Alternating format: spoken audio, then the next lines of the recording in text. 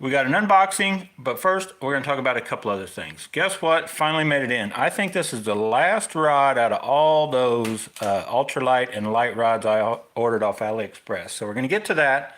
Then we got another package here. But we also, whoa, don't fall down. We got a few other things that I picked up that you guys haven't seen yet. I went to Rogers Sporting Goods. I didn't really go to buy anything in particular. I just, I didn't go fishing on that Saturday, so I ran up and looked at fishing stuff, right? So I picked up this little guy, and it's just a cheap, generic, I think it said for like walleye on the package. But I know it looks like a normal jerkbait, right? Well, here, that's a normal size jerkbait. So it's just in that like finessey jerkbait, right? Because we picked up some, and the biggest ones I picked up off AliExpress are these guys. So kind of in between that real little creek and stream kind of stuff, you got your, just a finesse jerkbait. So I picked that guy up at Rogers. I'd seen him there before, but I really like that color. I don't know if you can make it out. It's got a nice purple to it, kind of an orangish belly. So I bought that. I don't even remember the price. Rogers Sporting Goods. They got like an online deal also.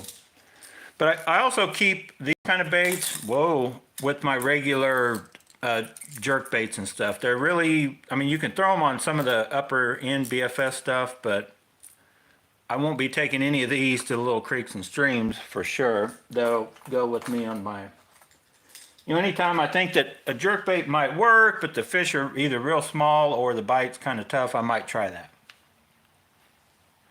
Okay, I got more stressing, important things to deal with here. This is the last of the rods. I don't need to look for another ultralight. Well, I take that back. I don't need to look for another light rod. I got so many light rods now and I found, if you remember the feeling, I found for me anyway, my perfect shaky head BFS rod to throw them little lightweight shaky heads, setups, and stuff like that. So looking forward on the channel, what I'm going to be looking for is, I guess, more options for my chatterbait. So if you remember right, or if you've watched Tactical Bass and just did their chatterbait, spinnerbait buyer's guide. So I just wanted to talk on that real quick, that yes, I agree 100% with what he said, but as far as if you guys go back and look at my jackhammer deal, I know the jackhammer, the testing I didn't find that I actually got any more bites due to the fact that I was fishing a jackhammer over the original or the custom. Now I do highly recommend the custom. It's just a couple dollars more than the original, and I recommend that. But I also think that the Z-Man original chatterbait still cannot be outdone. It could be matched with all the other Z-Man other than the Freedom. If you guys heard me talk about it, I do not recommend the Freedom. Just like what you've heard him on Tactical Bass and talk about the reason why the jackhammer works, the startup and just the noise, that blade bouncing off the head. Those two key things, which the original, the Elites, the Customs, and of course the Evergreen, jackhammer, all have that. But they all have it. The hook and the hook keeper changes a little bit. And so what I found is that I will agree that that hook is a better hook on the jackhammer. Does that mean that it is going to get you more hookups, more this and that? I don't think so, because in my testing, I felt like I lost just as many fish on either bait. It didn't really matter. If the bite was off, you were going to miss a few, whether you're fishing a jackhammer or the other one. And I was using this NRX rod, and a lot of you guys probably think this isn't the rod for it, and so that'll lead me to what I'm talking about. I'm looking for a chatterbait rod that the way I throw chatterbaits, how I throw them, the length of rods I like to use. If you guys remember right, and the best rod I've personally ever had and liked, and it was probably a touch stiffer than these, was the Fantasista 6'7". That Abu Garcia rod was awesome. For the Z-Man original, bigger hook, like you needed good hook setting power. Well, I can't knock this rod. This rod also works good, the Kind Conquer, medium heavy, and it is right there with it also. But then if anything, I did notice, and I think this rod works excellent for a chatterbait rod. The problem with the jig and worm rods is they got a pretty soft tip, then jump into backbone, and something in that mixture.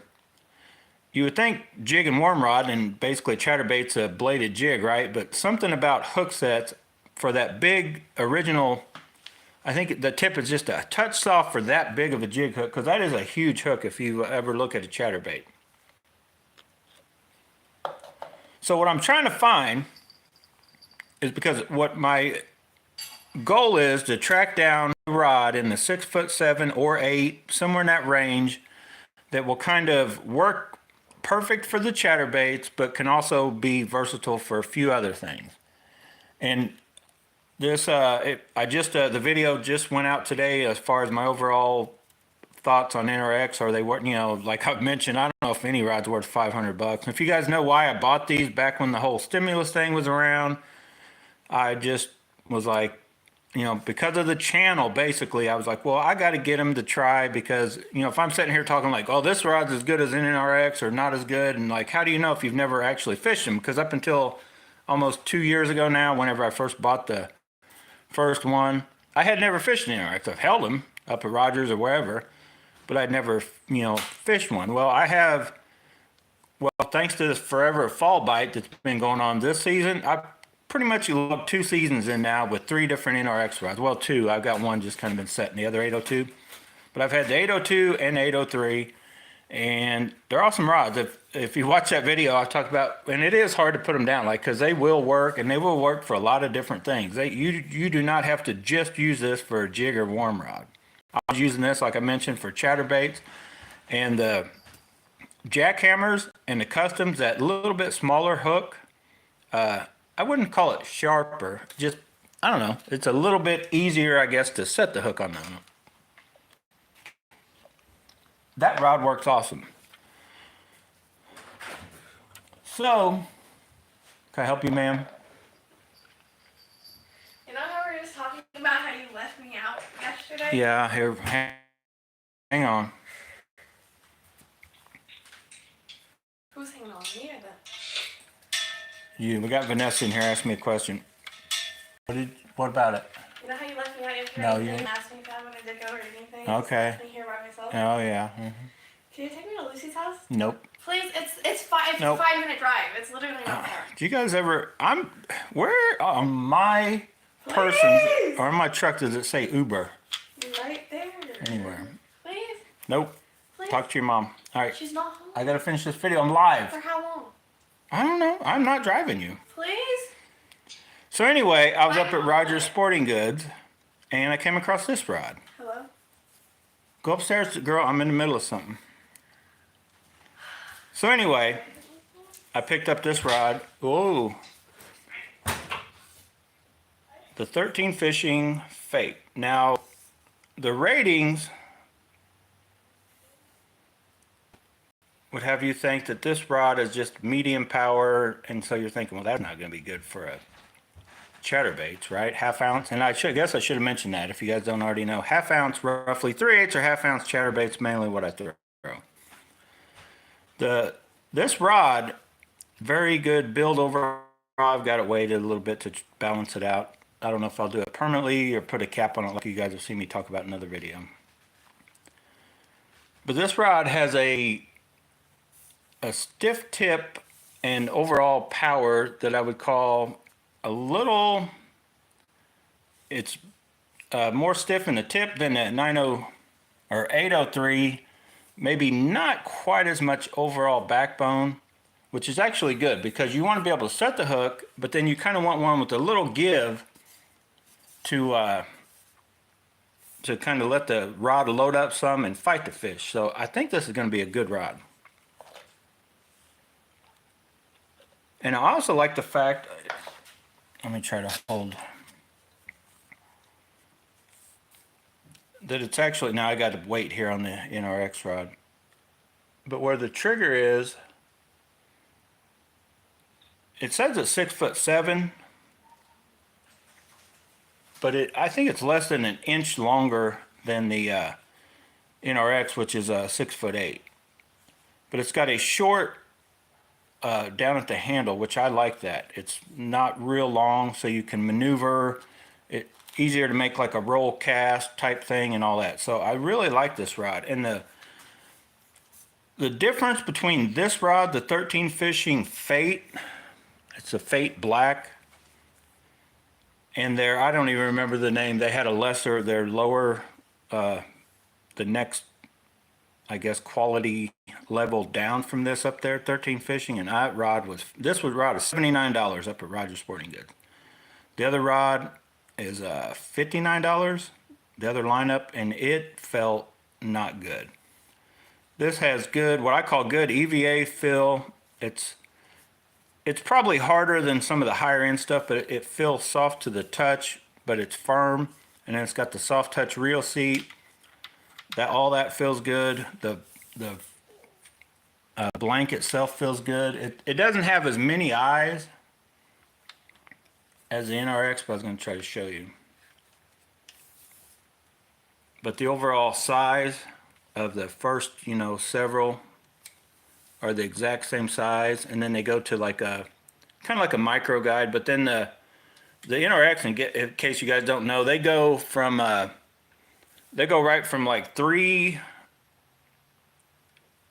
what I call regular guides right to these recoil guides that are, I guess, meant to be able to take a beating and then pop right back to the shape, and are very lightweight. And actually, I like them. They work pretty good. Some guys don't like those, but I actually like those. So anyway, we've got another rod to add to the mix of what we're going to try to do in finding the ultimate chatterbait rod, right? Some of you guys are like, oh, that's way too short. And that Lorena short is like a bot. But anyway, so while I picked that up, and I've already took it out. I did go fishing on Sunday, and I think it's going to work fine. The 903 does also work. That's $79. That's about a $530. Here's a $140 Cayenne Conqueror. And what I found out that I guess I kind of liked this rod and was using it, but I realized that this thing was, and it still is longer. If you look at where the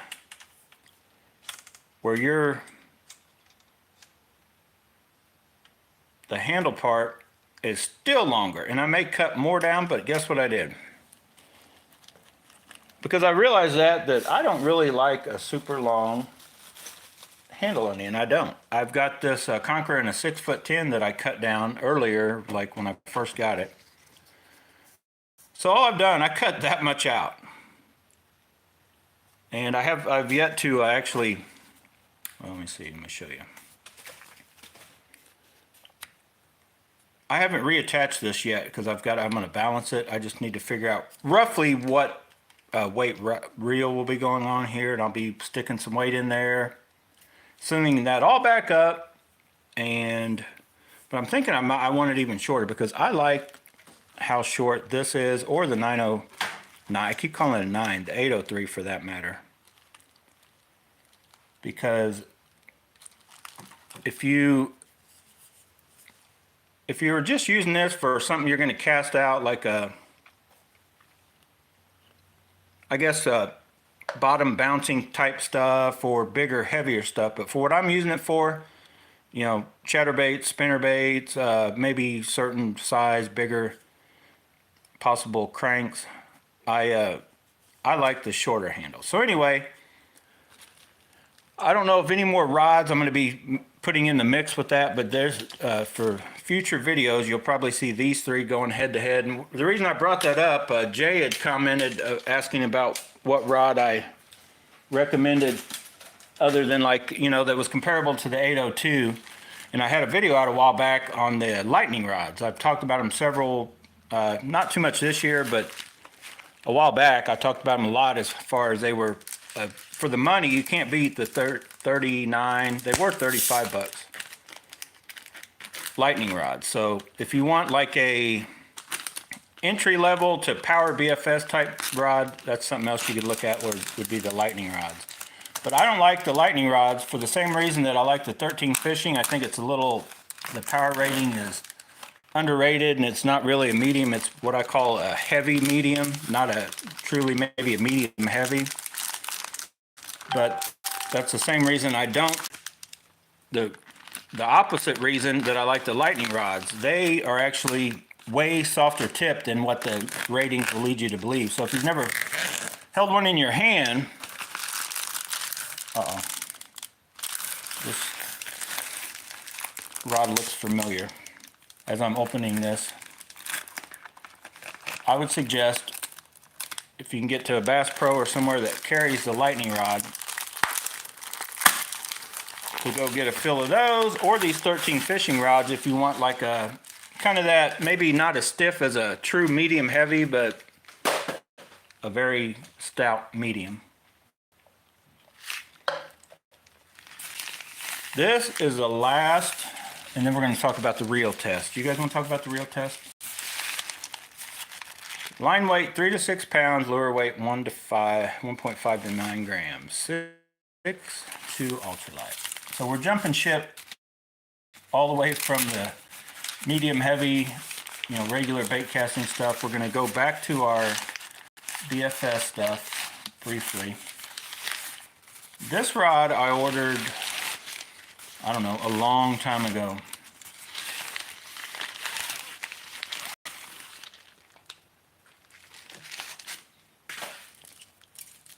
So let's, oh boy, what do they got going on here? It made it safely, but the tip is wrapped up in the,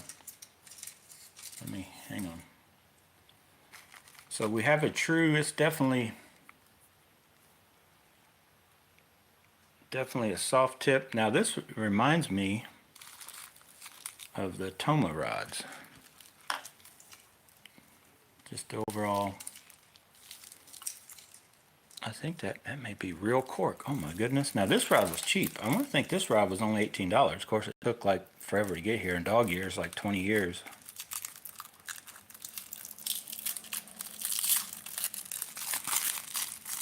Yeah, if they start selling puppies off AliExpress, don't order one because it'll be a dog by the time it makes it here. Wow, that actually looks good. Look at that. Can you guys make out the glittery metal flake look to it? Carbon fiber insert there. Oh, need a little oil.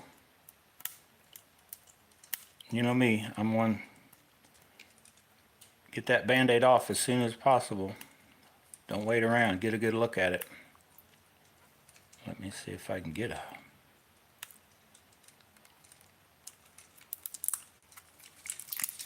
Did the best rod of all show up the last? I didn't recommend it. All these rods to you guys, you buying all this junk, and look, this nice one popped in here. But the blank could be junk. So far the handle looks nice.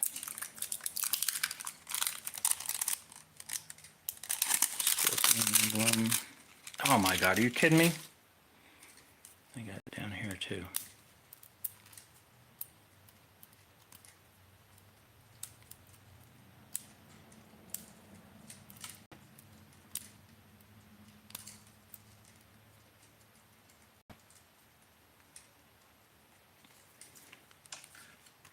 Oh my God, hang on.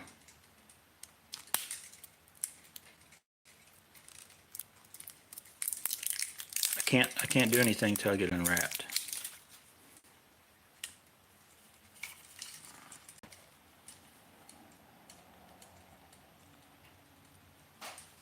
Can you guys see it? Let's 6 foot. Let's cut, what does this say? Got it upside down. Limmering. Get off there. All right, let me get her together. Let's look at the eyes first real quick. It's got, like always, they could have been smaller, just saying. Not horrible, but that one should have been the first one, and then this one the second, and then everything else like they are kind of gets small.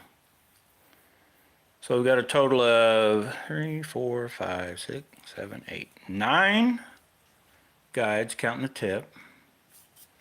It's a very, let me get her lined up here. It's definitely going to throw a trout magnet good, but it's almost a noodle leaf. I don't know if you guys can tell by how much my hand's shaking around. It's pretty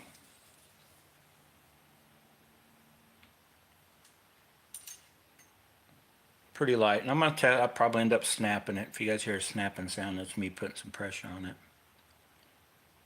It feels good, but I'm going to try to show you this right here. Where the solid tip goes into the hollow, you know, the one half goes into the other, it almost looks like the bottom part is stiffer, but it's not that stiff, but it looks like it's almost stiffer than it needs to be to match up. But it actually, not bad. It actually does not feel bad. Well, other than that squeak,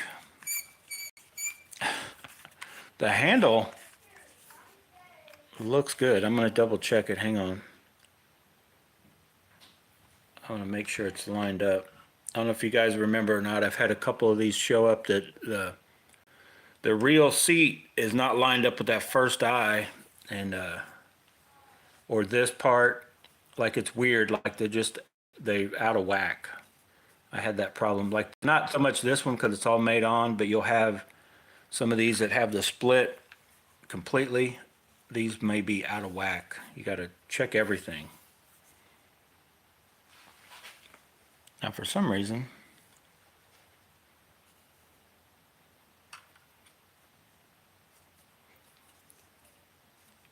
well, I'll be honest, that part, it feels like fake cork.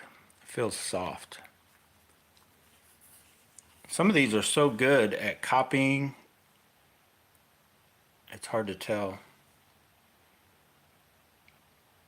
It's like new, they look like the real thing, and then once you start using them and wearing down, if it starts getting real, the inner hole parts start getting real like brighter than the cork itself, that means it's a imitation. Which, as long as it still feels like cork and it's that hard to tell, I guess it doesn't really matter. So be looking forward to, I don't know, maybe tomorrow, it's supposed to be real warm, I'll get out here and we'll put I don't know what reel, we'll stick a reel on this, put a trout magnet on it and see if it can cast it and how it feels. But overall, I would put it right there, almost in line with the Toma, the one with the 2 tips with the ultralight tip. Close to the feeling of that one, just initial thoughts. I love, that looks awesome.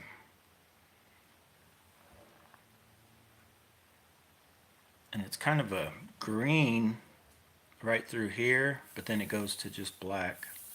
But it looks nice. I want to say this was under $20 shipped.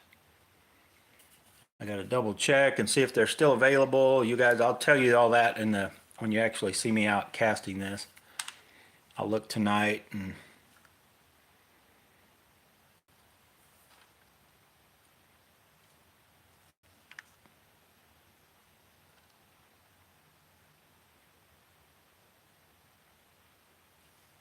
$6-foot 2-piece ultralight.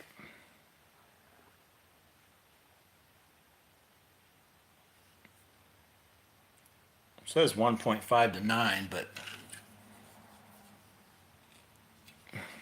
that thing will throw a trout magnet easily.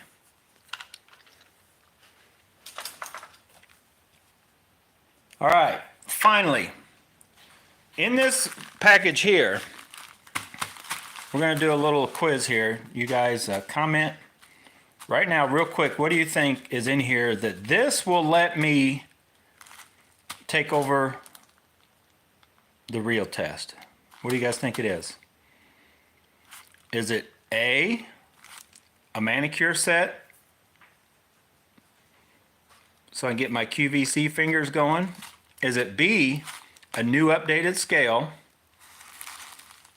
Or is it C, the answers to the universe? Anybody? Somebody? Well, if you guessed manicure set, you'd be right. No, just playing.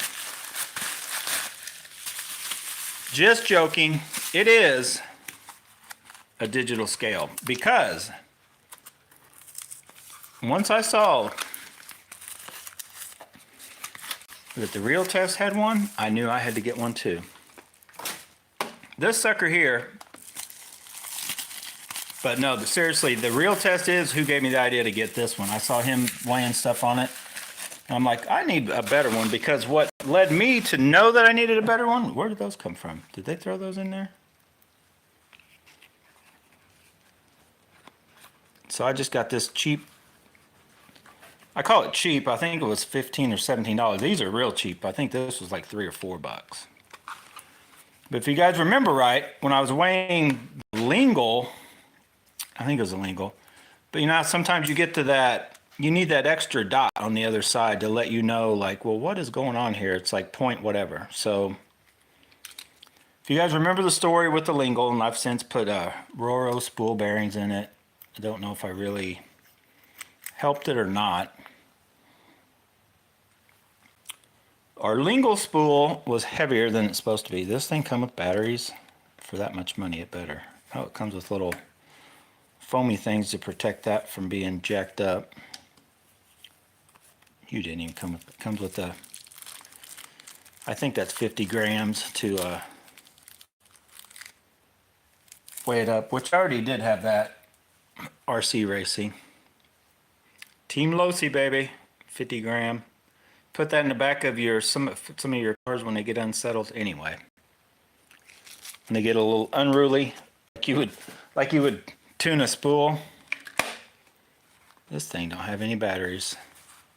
How am I gonna oh my god, I need AAA's. Anyway, you're gonna be seeing this on upcoming videos when I'm weighing my spools, because this thing was the one that led me to go, I need to something different. That spool bearing, what is going on here? That thing looked all cockeyed and turned. Is that normal? I may have put that on backwards. Now it does weigh less now. The Roro bearing, it weighed 7.8 with the stock bearing. That's a Roro. The bearing don't matter as far as the, because you would take it off to get the true weight of the spool. So anyway, we're gonna get this baby fired up whenever we get batteries that I'm sure are upstairs, but since this is live, I'm not gonna take time to go get them right now. So we have our scale to be able to weigh, let's see if this is accurate. So it's accurate. Problem is there's an extra dot, you know, you got a 0.0, but then this one will go, I think another 0, maybe 2 more zeros. So it'll get you a finer weight to, you know, because if you remember, sometimes you'll watch this, that number will go 4 or 5, you know, and it's like, well, what exactly does it weigh? So that's what this will be for. But anyway, if you guys have been watching the Real Test, I'm sure y'all do, right? I watch the Real Test. I watch Tactical Bassin. I watch a bunch of them. Do you guys, who else do you watch other than Bass and Bonsai? Several, right? And what leads me to talk about this real quick, I don't have any at the moment. I may get one. I've had them in the past. The Daiwa, that adjustment, zero adjuster, it ain't a zero adjuster. I know what they say, but you can't trust, and that's why I was going to talk about the Real Test. Because there's only 1 or 2 things that I disagree with him when he talks about stuff. And one of them is this, and that's probably the main thing. Like when, and I guess just the way I do it, I don't just adjust this just to do away with side-to-side tension. I want to know where exactly this is set. Now, I admit, sometimes I'll get it adjusted and I'll be out on the water and I just turn it. I'll change where I started at if I feel a reel needs it. Because I honestly believe certain reels, certain spools, certain conditions call for this to be adjusted. But let's say the zero adjuster worked. I don't trust whoever it be at Daiwa, somebody has to sit there and do the adjustment, right? I mean, I don't think they've got a machine that's hooked up checking that. So I'm not going to leave it to somebody to set that spool tension for me, because like if you've watched the reel test, like every reel he gets Daiwa has that zero adjuster. He checks the tension, and they're always a little different. Like I think it was a Zillion he just that I watched. It had like none.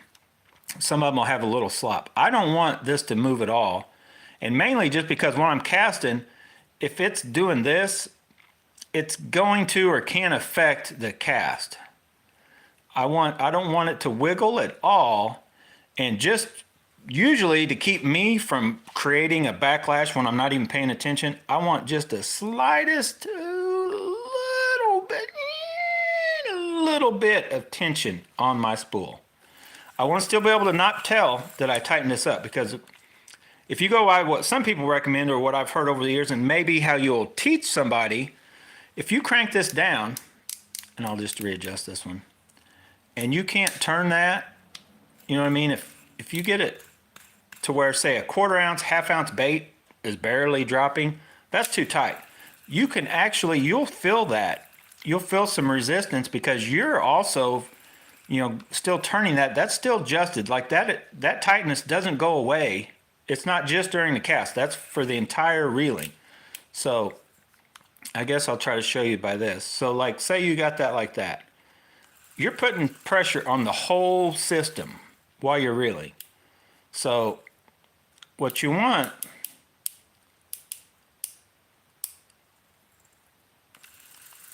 you want to take away side to side, but I recommend, whether it be and usually a 1 gram trout magnet is almost too light.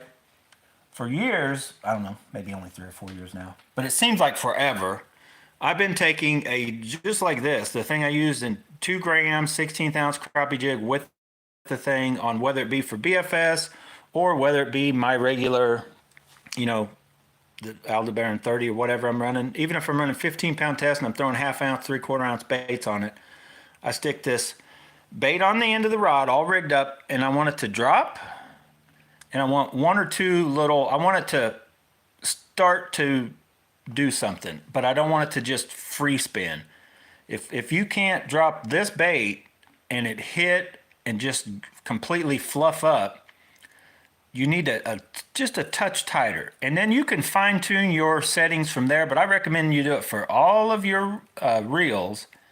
That way and I don't have I can't measure it on a scale, is that like a 1/8 of an ounce of pressure or whatever, but we'll just call it, that's 2 grams of pressure. If you can drop 2 grams, it's just under 2 grams of pressure put on the spool shaft to help just keep the spool from, because if you're out there and let's say your spool just flops around, so unless it's going too fast, the braking, nothing is stopping that spool from moving. And I don't know if you guys have seen some of these, especially with these Roro spool bearings and ones that have very thin oil. You could take a 1/2 ounce bait, and if you're not paying attention, you've got the button pushed, somebody says, "Hey, Charlie," and you're like, "Hey, what?" And you take your thumb off, and in that 4 or 5 foot of drop, I've literally had backlashes that were a nightmare to get out by not having just the slightest little touch, because what'll happen is it'll start to backlash, but that slightest little pressure slows the spool down, keeps crazy stuff from happening. And not with braid. Like braid, I don't have any issues with any of it. You guys seen some of my crazy backlashes. But especially if you guys are fishing with fluorocarbon, especially if you're fishing with a reel like this, that if line gets in there, it's going to get kinked, it's going to get cut, and all that kind of stuff. But that's just my take on, how you set this. But for sure, I'm not going to rely on somebody from a factory that, it may be a Friday, they're ready to get off work, or maybe a Monday and they didn't catch anything fishing and they're just not in the mood for doing their job or whatever, and they've adjusted that weird, nowhere near where it should be on the Daiwa zero adjuster. So I recommend, if you guys get those anyway, to take it upon yourself to at least set it some way other than just what they did. What else? I think that's it. Oh, I watched, I guess I never mentioned I watched that guy, the tackle advisor that tears apart all those reels and all that kind of stuff. I watched him for a while here and there, off and on. But I was watching Zillion videos, and I guess I should tell you that real quick as I get out of here. When I was up at Rogers Sporting Goods, I knew I wanted this rod, but I just wanted to check it out. And so I went up to their counter, and they are better than Bass Pro Shops because they got a way more selection of higher end reels, right? Rods, everything. Rogers Sporting Goods up north in Liberty, if you guys are around the KC area, I recommend over Cabela's, Bass Pro, any of them places.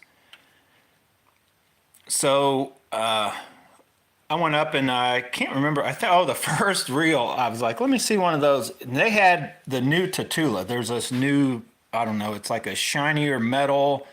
It's got some blue parts on it, and it does have the handle like these black knives come with it. It has like the cutout, but it's a cool looking reel, but it's a Tatula. Even the smallest Tatulas, I put it on and it palmed. It felt big. It didn't feel as small as this reel. But then, so I was like, yeah. And they had the new Zillion. I hadn't had, oh, they had the, and I think I've got the Corrado BFS coming, but they had a Corrado 70, which I believe is the same frame. So that's the first time I put my hands on that size frame like I talked about. I hadn't actually had one yet. So I hadn't, show me that one. I put it on, and it felt good. The Corrado 70 MGL is what it was. And it felt good on here, but then, you know, I'm there and I'm looking at the new Zillion, so I'm like, let me see that one. So I put the Zillion on this, and I was like, oh boy. Now I couldn't justify, they want $350 for it. $350 reel for this $79 rod, but man, I ain't kidding you. It would have made, and it still would make a perfect combo for just all around everything. The Zillion goes perfect with this, and that's what got me on the Zillion kick. So I started searching around. I haven't bought one yet. I don't know for sure. I got so much other stuff. I probably will end up buying one. I did find the Zillion, the 20, whatever the newest one, not the HD, the silver one. Digitaka has them, I believe, for $277, something like that. They're the cheapest I found. So it's a possibility you may see me with one of those. I know I don't need any high dollar Daiwa, but man, that thing felt good. I guess that's the setting I got when I'm all said and done. See how that doesn't hardly turn for long at all? That's where I got the brakes set. Because all I did was take the line off this. I hadn't messed with anything. I'm going to have to totally readjust this.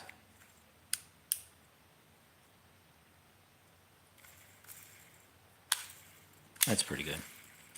There's not really a setting like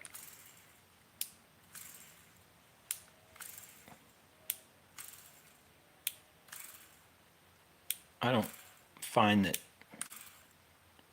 See, that's already got some tension on it. I don't find like trying to set them like that does anything for you. Like that's even more. I like the 2 gram. I like the bait on the end, you know, dropping, and then I set all my reels like that initially. Now, if I'm out on the water and I'm dialing with this, and like say if I just can't, it seems like it wants to keep backlashing, I may go 1 click tighter, or if I'm like, it feels like it's a little, you know, I may go 1 looser occasionally, but right in that area is close to where I want to be with all my reels, all my baits, all my weights. I like to try to keep it simple and easy. Still trying to make myself like this reel. I was trying to do measurements on why does this thing feel bigger? Oh my God, I got some bunch of bots on there. I'm gonna have to go through there and freaking block them out. But anyway, I was even doing some measurements. I was trying to measure. You guys ever do that? You just get bored and you're like, I'm just gonna measure stuff. No, that's not what I'm talking about. But I was trying to measure this reel and like, well, what part feels, you know, big? What part is bigger? 39.9.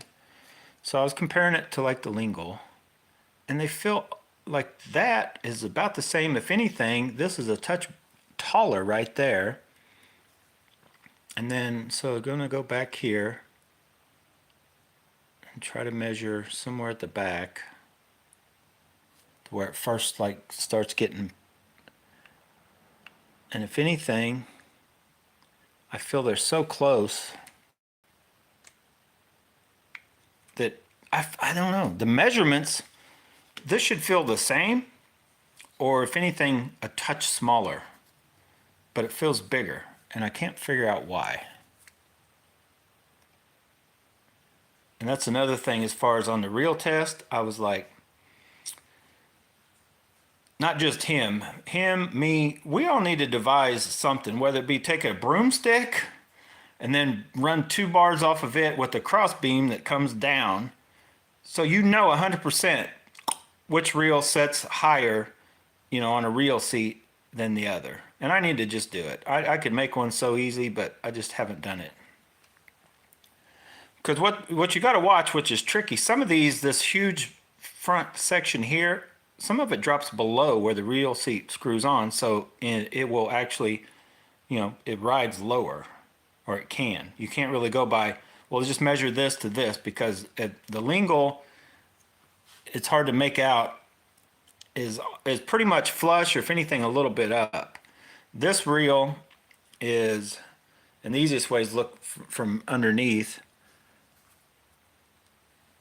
This reel, if anything, comes down just a hair, and the biggest one that does it would be the Aldebaran. The Aldebaran looks pretty big, but a lot of it rides down lower, so this is a lower setting, and that's why these, although they look like the same exact shape, roughly, and you're looking at them going, well, they're the same size, aren't they? No, this is dropped down. It's like a lowrider. It drops down, so it just gives it, and then the way this is cut in, it just makes this reel feel smaller than any other ones. And I don't have them side by side, but like I talked about, I put that Corrado 70 on that 13 fishing rod up at Rogers, and it felt bigger than this reel. Now, I haven't put them side by side. When my Corrado BFS comes in, we'll be able to check, but I'm going to figure out a way to measure all this and get the right ingredients. I'm going to figure it out so we instantly know. Because this reel actually looks like it has maybe the smallest of all, but it's one of the bigger feeling ones too. I mean, it feels small and comfortable, but it's not, just looking at them, you would think that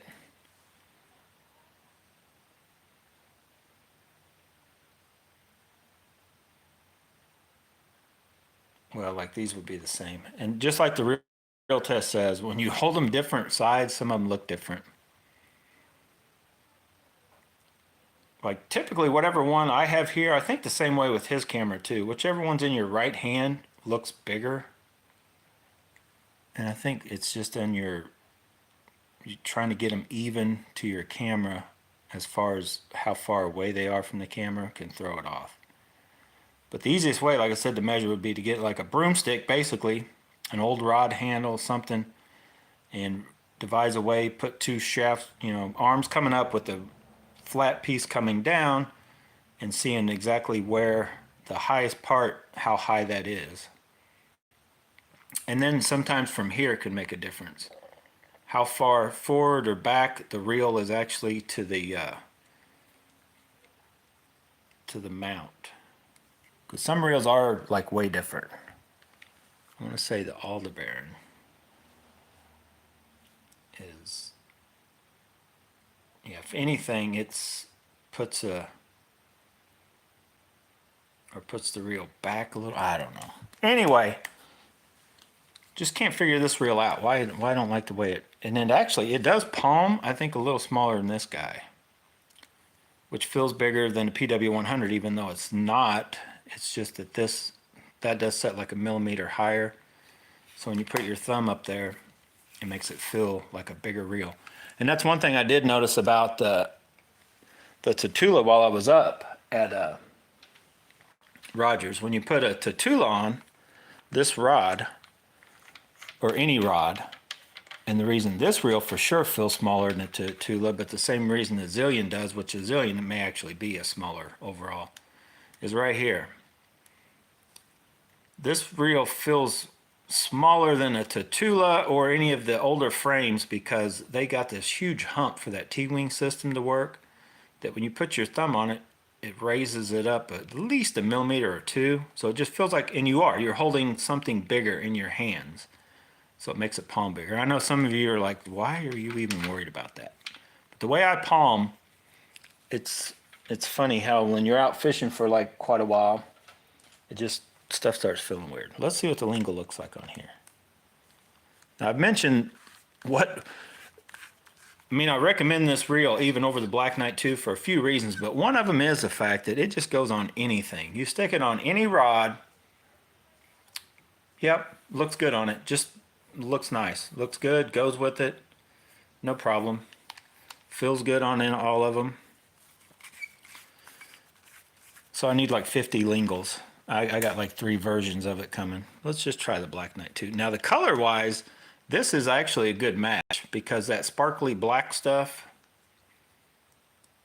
and you guys probably won't be able to make it out, but the sparkly black does go. This rod and this would actually probably be a better fit for it. But I'm going to try to find the link. Now these, you can just find these anywhere. Just digital scale. I forget what they call that. It's like a jeweler's, I don't know. That was like 17 bucks. This rod, I will track down the link, make sure it's still right to same price. I'll put it at the end of this video, probably later tonight or tomorrow. And what else? Oh, if you want to look up 13 Fishing, you can get the fake black. Tackle Warehouse, several places carry it. What else did I talk about? I don't know for sure what brand that small jerkbait is. But the Black Knight 2, it'd go okay, but here's the problem. This right here is like a weird green, so honestly, it just doesn't go as well. It's like I've mentioned, that lingual goes better. It just does. Now the Aldebaran would go with it. Aldebaran goes with anything, even if it's a whole total different color. You can't knock the Aldebaran.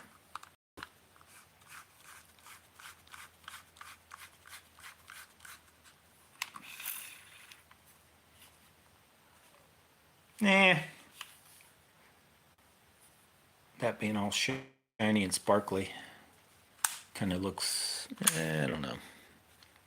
Feels good. Once again, lingual goes best with it. Nope. I mean, it would work, but no. Something about it, no. Cast King Zephyr, no.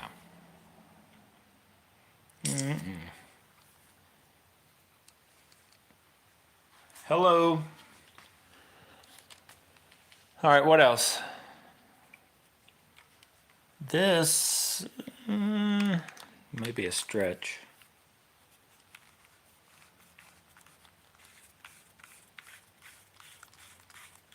Just because it has some black on it, that's actually the drag star off the Black Knight 2.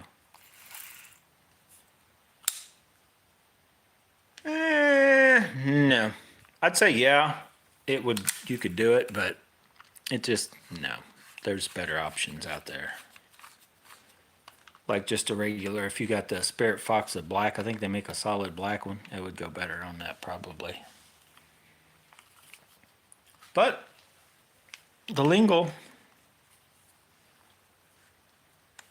is probably still the better choice.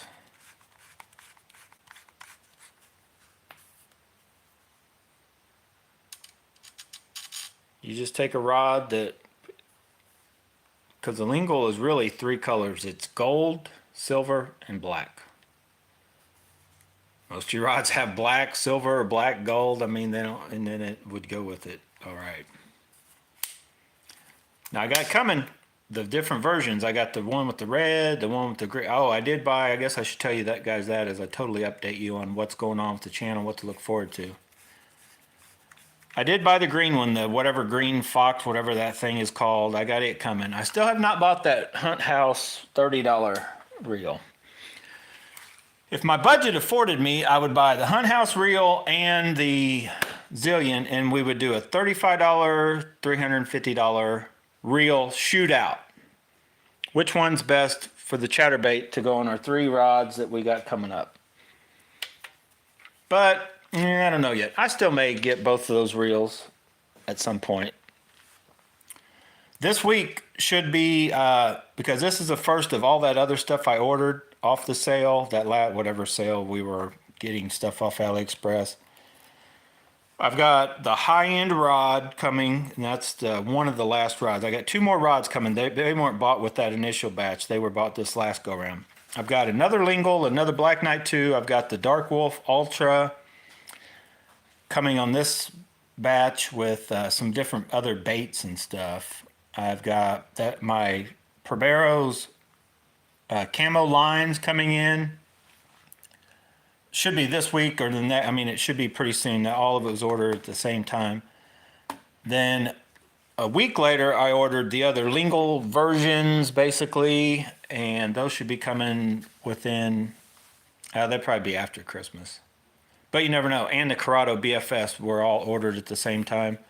So I may jump on there and order that Hunt House reel sometime next week, possibly, just so after those all come in, I do little videos on those. We'll get that, because I would like to have that one and be fishing. Like I mentioned, as we're doing the shootout, I'm going to find which one I like best, but I probably will then also see if I like any of these, or we're going to look for me a jerkbait rod, because the next, I want to find my favorite chatterbait rod, but then I want to find a good jerkbait rod. I actually have chatterbait rods. All 3 of these that we're going to be doing a little shootout, I'm just going to give you my impressions on which one I like best for chatterbaits. But all 3 of those will work, and I probably will be using them in some form or another. But I'm going to see if one of these will work for jerkbaits, or if I got to start the whole process and looking for a good jerkbait rod. And it may be one of the feeling rods in the medium light or medium, because I'm going to try to buy those before we get fishing next season. Because I went Sunday and I'm done. I caught 1 stinking fish, and the water temps have dropped into those low 40s, like barely 40, 1, 2, 3 degrees. And it's only going to get colder now. I mean, it's warmer now. This week's going to be warm, but then it's going to be cold. So I've officially done my last fishing for the year, and once the temps get down, everything freezes. And then when they come back up, we'll get out and start actually fishing to catch fish. Now, you'll see me show up, and there's a place over here. I haven't been there in probably a year, so I call it the test pond. There are bass in there, but you'll probably see me over there doing some different casting, testing of baits or something, as long as the water's not froze. But my true fishing trips, they're over. So I'm going to get out of here before an hour's up, and I think there's a couple of you that joined in, and there's about 8 of you that are bots that I got to jump on here and get rid of that. And I'll try to find the link for this. And I'm not recommending it yet. By looks, yes, and it's cheap enough, so jump on there and get you one if you want. But I haven't done any work with it. I haven't cast it. We just unboxed it. I think it'll be awesome for the little creeks and streams, throwing those little bitty, real small baits, 1.5 to, just like what it says the rating, 1.5. No, wait a minute. That is ridiculous. I just read that again. 1.5 to 9 grams. 9 grams is a lot. I don't know. I mean, 14 grams is a half ounce, am I right? Or am I So 9 grams is, I don't know. I would call this 1 to 5 grams. Like that, the 6 gram, I don't know. I'm thinking that mini Whopper Plopper, I think 6 grams. I guess you could throw it with this, but I don't think I would want to set the hook worth a darn. I mean, I would rate this rod the way I'm filling it right now. It's more like a 1 to 5 gram. It's very lightweight filling. It's very soft. It's definitely one of the softest, almost a noodly feel. The other rod with the blue wrapping, and maybe the delicacy tip, but then this rod itself is this whole solid tip is a softer feel than any of my others other than that blue wrapped one. It's about the same as that blue wrapped one feel. But it's only 6 foot, so it's not a true, like, I mean, it definitely doesn't feel bad. I like that. I like that handle. I didn't think I liked these with this weird thing on it, but they feel good. Hand doesn't feel like it's falling off. Technically, if you wanted to grab and give yourself a little whippity whip or whatever, a little fighting butt, if you want to stick it in your gut, fight the fish. It's the big monster quarter pounder with cheese you're going to get on the end. But you know what I mean. It's good. And it looks good. Feels good overall. We're going to get out and check it out. All right, guys. Thanks for watching. Oh, Brew Tank Outdoors just joined. Love the lingo. Pair it with the Valiant Eagle Cast King. Yeah, I almost bought the... which one do you have, Brew Tank Outdoors? You got the 5'6" is a 2-piece. They make a 6 foot, right? But it is or no, wait. Is it? Yeah, they make a 6 foot, but it's 3-piece. And I want a 6 foot, but I didn't want 3 pieces. But I may end up getting that because I still like the looks of the Valiant Eagle. And if it's a little stiffer, like Raw Fishing commented, than the actual Zephyr rod, I think I would like it. So it may be on my list probably next season, because I do like the looks of that Valiant Eagle. And yeah, the Valiant Eagle and the lingle together would definitely look good. If you guys aren't familiar with the Valiant Eagle, look it up. It's got like gold and just gold metal color, not necessarily maybe silver, but it would definitely, the lingle would look good on that. And they should complement each other, not only in looks, in what they can do with this spool, and it's considered ultralight, maybe a touch stiffer than the Cast King Zephyr. Yeah, 5'6", yeah, you got 2-piece. That's the one to get. I mean, I'm not saying the 3-piece is bad, but the 5'6", I think, would be the better rod option there. And that's what the Zephyr I have is 5'6", 2-piece, but they make it in 2-piece 6 foot, and that's one I kind of wish I had over this 5'6", because they're kind of a stouter. I guess I'd call them a stouter. It and the Delicacy they're very powerful rods for having that crazy tip that bends very, like, and then it goes into a pretty solid rods that you could handle. I wouldn't be afraid to, handle some decent sized fish with either one of those. The Delicacy with ultralight tip, the Zephyr. I'd call them a stouter rod than like the CU Double with its ultralight tip.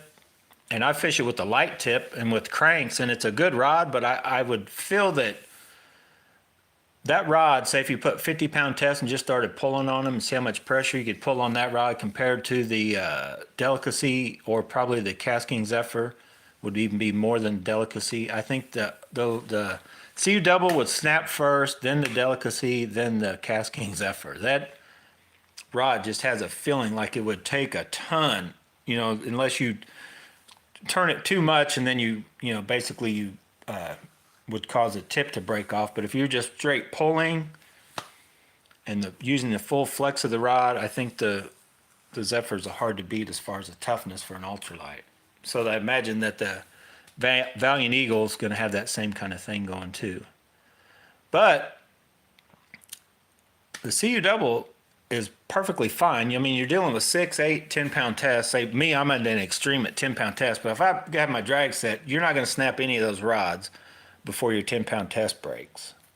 Unless you try to, what they call high sticking. You flip that rod too much, trying to boat flip a fish in, which I did with the, oh shoot, which rod did I break? The lure killer, the big trout lure killer. I snapped that sucker right in two. I quarter pounder of cheese, raised that rod all the way straight up and down, and it bend went bling.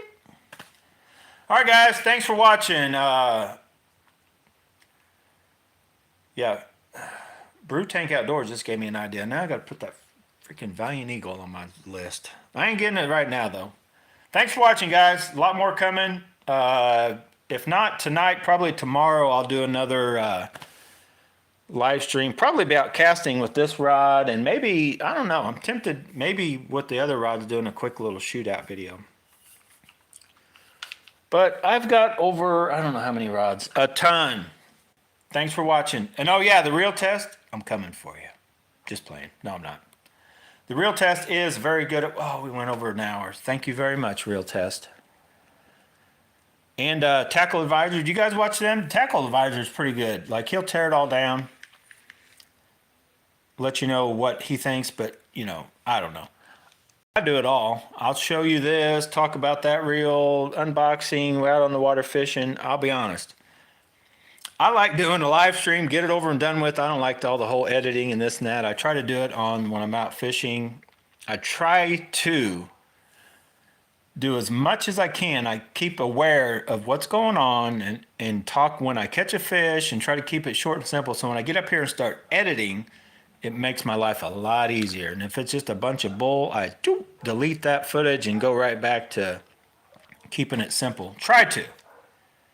But the live streams, oh, they're long. You guys know me. You know I can talk. If there's one thing I do better than fishing, it's probably talking, right? Thanks for watching, guys. I'm out of here. Got to lift weights. Oh, man, I still got to lift weights.